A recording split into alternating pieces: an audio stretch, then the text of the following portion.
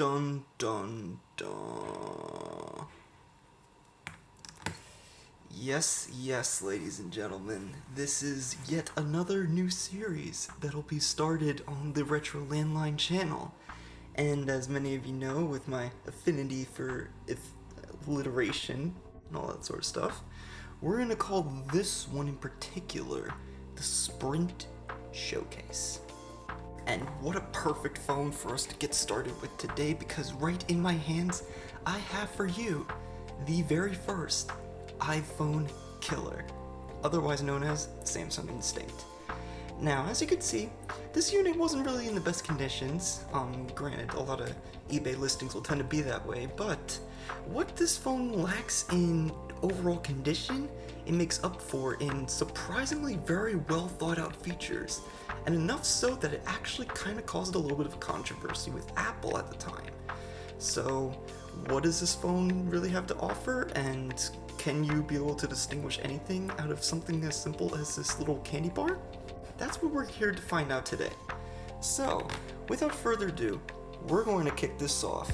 But first, let's get into a little bit of the history about why this phone came to be and why it had that notorious moniker attached. Now, right off the bat, this phone actually came out a full year after the original iPhone. And at the time, actually, this was supposed to be known as that iPhone killer for a couple of reasons. One, the original iPhone actually did not have full video recording, which surprisingly this thing actually had at the time. And another thing too, this was definitely a little bit more modular. As you can see, you could pull off the back, you could be able to put in a new battery if you needed to. And also too, this thing also came equipped with a micro SD card slot, so you could easily be able to add additional storage compared to the iPhone 3G, which locked you in at maybe only about 16 gigabytes, something along those lines. But it was definitely, a good challenge. And funny enough, a lot of the marketing, which I'll be playing for you overlaid on top of this video here, actually really tried its best in order to kind of combat against the iPhone. And it was very goofy if you were to kind of look at it now, but back then this actually was really competent marketing, so much so that this phone actually stood out and became the second fastest selling phone in the carrier's history. So, not a bad job for something that looks like just a basic candy bar phone, and just overall really kind of set itself apart amongst the competition. So, with all the history kind of established in of itself, what else does it have as far as the feature set goes? And with its design, first off, I guess we'll kind of just start from there. This phone really is not the best looking out of the bunch. Now, granted, you got some little subtle features. You got this little chrome ring kind of surrounding the display. The display itself also is kind of just covered with this plastic shiny material of sorts, which as you can tell, it's very reflective on this video footage. And also too, this soft touch feels really good, but it can easily smudge, as you can see. This was just from me pulling off the back cover for you guys. Either way, it set itself apart not really in the looks department, but everything else. So, let's take a look and see what it has. Alrighty, with all of my phones that I have on this channel, let's give it a little fire up. And you're gonna see, this is also another one of these phones that surprisingly launches instantaneously, even compared to the Pantech E's. Now, it probably won't hold a candle to the LG phone that I had reviewed for you guys a while back, but it's nothing to sneeze at, so as you can see. And you guys will also kind of notice in this footage too, the screen on this unit is not in the best of condition, so keep that in mind while we go through the rest of the features on this phone here. But as you can see, definitely, taking a little bit more time than expected, unfortunately. So, as far as the loading department goes, it's probably not gonna hold a candle to the LG, but probably over to that Pantech E's that I had reviewed a while back, which if you haven't seen already, please go ahead and watch the video, so it definitely took a lot of time and effort for me to make such a review. Okay, now we're getting the screen rebalance here, and there you go. So right off the bat, it has a little bit of a unique sort of interface. So on the bottom, you'll see you have the speed dial, the contacts, the history, and the dialer. Now, this was intentionally designed by Samsung in the fact that it has you launch directly to the call function. But as you can see, we have 3 touch-sensitive buttons at the bottom here. We have a back button, a home button, and a phone button. So if we click the home button here, yes, this also has noises in this, so get ready for that. You can see we have a faves menu, which you could choose to add whatever sort of fave applications you want, such as your music playlist, your messaging.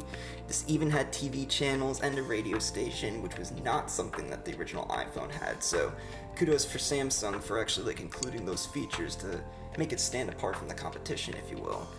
And if we go to the main menu, this is what you're gonna be used to seeing, and yes, the interface does look very eerily similar to the original iPhone, hence the reason why Apple kind of tried to take a little bit of like legal action against Samsung during this time. But on this here screen, you got email, messaging, voicemail, navigation, calculator, notes, calendar, clock, and settings. So let's go over to the messaging front so we could be able to take a look and see. So you're gonna have a bunch of names here. Let's just do this one so that way we don't have to worry about anyone's name getting in the video. And again, apologies for this screen because yes, this is not really the best looker. So let's do a reply. And if we tap the field here we are. So the weird thing that this phone kind of possesses is the fact that the QWERTY keyboard was not oriented to be in a portrait mode. And I mean, why would you? Like, look at the bezels on the outside of this phone here. It's definitely not the best as far as like typing is concerned, but we're gonna go ahead and type a message here. And as you can see, like it's not bad for you know, like haptic feedback and stuff like that. Now granted, the interface is definitely not the greatest. So yeah, I mean, and the cool thing is too, it seems like it also like highlights, you know, misspelled words. So if you like click on this word right here, you could actually, you know, look at some like, you know, predictive options, and it could like even change the word, and the changed word will highlight itself in blue, which I think is like a nice touch. So click done here. Now, obviously, it's not gonna work because we do not have a mobile network anymore. And if you guys don't know, obviously Sprint recently merged with T-Mobile, so that's now just gonna be under T-Mobile's network, which means the Sprint CDMA network is no longer functioning. So sorry to all you guys who would want to use this phone. Unfortunately, it is a network that no longer does exist thanks to the power of monopolies. So now we're gonna go over to, let's see, we can go into the Notes app here because we did have one initially. So now it kind of does try its best to like sort of emulate that like notepad style that you see, like especially with like the Pandec E's that I reviewed a while back, but nowhere near like as close. But that's neither here nor there. There's also the Fun tab, and the Fun tab right here is where you could be able to access your camera, some games, the shop, like every other feature phone had at the time, your radio, your TV, as well as your music. So we're gonna go over the camera, as that's like a perennial favorite for all you guys here. Now, obviously with this bad of a screen, you're not gonna get the best sort of viewing experience, but we still do have a dedicated camera key up here, which makes it very easy to highlight. Oh, and it's even another thing, it gives you a fuzzy picture warning. I like that. That actually is like a spot-on feature. Good on you, Samsung. So if we're gonna like hold up this picture right here,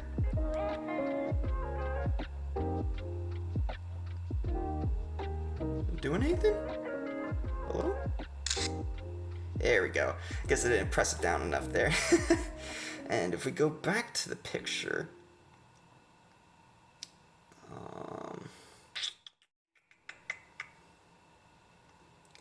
well, I guess it's taking a little bit longer than expected.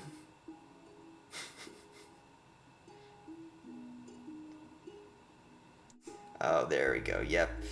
Now, another thing I forgot to mention too is unfortunately it seems like there's other photos left on here, but I mean, you could see it definitely is a little bit better picture quality wise compared to the LG that I had shown you guys last video, but nowhere near as good of like quality I definitely would say, like, compared to some of the other phones that I've reviewed, the lighting I think is probably like its strong suit. And I mean, I can't blame you either, but you got like Samsung like on the helm here, and you can see here as well. It definitely has like that mirror thing that you're used to seeing. So you all remember those like photos that some people take in like 6th grade, and they have these kind of phones. They use the mirror on the back to kind of take the picture. God, those were the days. But it's neither here nor there. So if we go back to the phone tab, there's obviously like a bunch of other features too. Let's go to the games app function too. So, oh my goodness, this lighting really is hard to see. But you got Bejeweled, you got the Brain Challenge, you got EA Sudoku, Midnight Bowling, which, that's familiar. Where did I see that one last time? Oh, it's probably the Pantekeys. No, duh. You also got NASCAR Sprint Cup, NFL Sprint, Pac-Man Plus. That actually is really cool. And then Seen It. So definitely a little bit more of a better like game selection, if you will, and that's definitely like, as far as like packing as much features as you possibly can into this device, Samsung really did do a good job as far as like leading the charge and making sure that like, hey, we want to like do our best to distinguish ourselves against the original iPhone. But what else is there to this device? Any other cool hidden features? Maybe something that isn't really talked about as much when it comes to reviewing this phone? We're gonna find out right now. Alright, ladies and gentlemen, something that I guess I just figured out was this phone has probably, I guess, like the best like music-centric features that has ever been shown on something like this. But since the phone is turned off since the last recording, we're going to turn this back on, and as you can see, this is a really cool like idea for like a lock screen.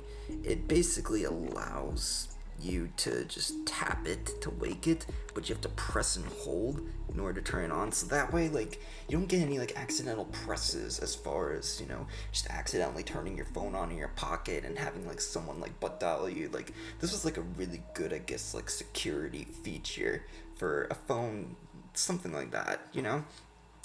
Now, back to what I was gonna just tell you before. The hidden feature inside of this phone was the ability for you to actually be able to play any song and be able to send a text message like at the same time. Very cool feature. Probably, I think, like the only phone like released in the late to the late 2000s to be able to do something like that. It was truly ahead of its time. And as I was looking on here, it seems like the last person who owns this phone seems to have quite a bit of music. Now, granted, a lot of this stuff is going to be copywritten, so I'm going to have to try my best to, you know, keep it at like a level-headed volume here, so that way, you know, it doesn't like, you know, get flagged in like YouTube system. But we're gonna just like go ahead and like find like a song for us to play, and we're gonna like test this theory out and see if it actually like works the way that it's supposed to. So let's see, there's quite a lot of music. We got like Van Halen, you got Four Horsemen. This person definitely seems to like their metal. Like, there's a lot of metal and rock artists like on this particular device. So let's see, we're going to choose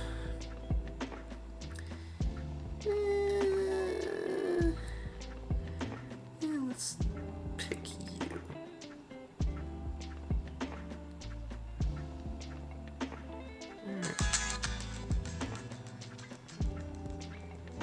So yeah, there you go. So as you can see, when you're in the music player, you get a little bit of, you know, your artist, your artist name, your song name.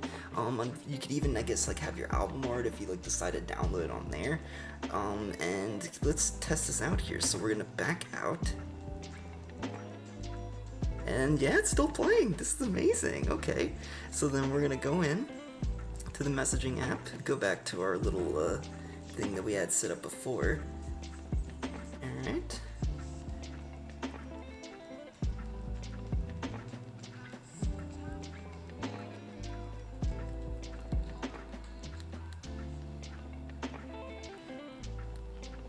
Alright, yeah, it is still playing.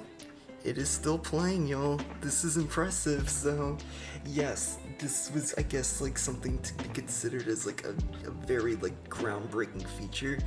Now, if I'm not mistaken, I believe, like, I guess, Apple already, like, kind of beat Samsung to the game, and there, as you can see, like, it actually, like, pauses your music if you hit it in the, music app, but still, like, not a bad, I guess, like, feature to have on the phone, and if I'm honest, definitely this makes it, like, stand out a little bit over the competition. Now, to kind of sum this phone up, what do I think of the Samsung Instinct? If I'm honest, this is probably one of the coolest phones that I've ever had a chance to review. It really did bring me back to the time when in the early to late 2000s there was this ongoing war about who was going to be able to have like the most technologically advanced phone.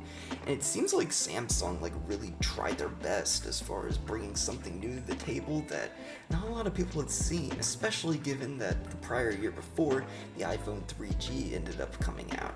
So while this isn't really gonna compare to the original catalyst of modern day smartphones, this still definitely like held its own in a lot of areas. For one, and this was something I guess I forgot to mention too, the screen is super responsive. For a feature phone like this, it really does stand above head and shoulders above its class.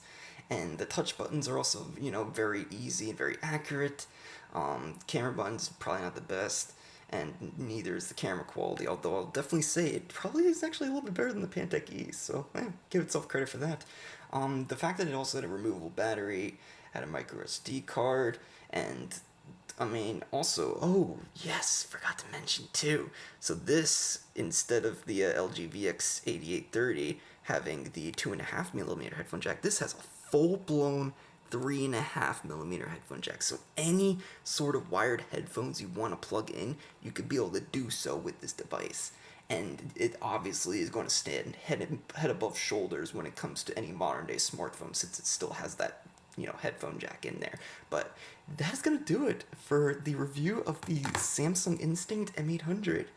Now, be sure to give a like on this video. This is the first Sprint Showcase video. There's obviously gonna be a lot more coming out on this channel once it does.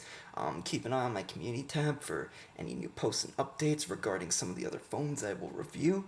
And also do give me a follow on Bluesky, as I like to throw some topical questions and love having conversations about anything old technology-wise. So, it's your boy Retro Landline. Do subscribe to the channel as well, and I'm calling you back from the past. Peace out.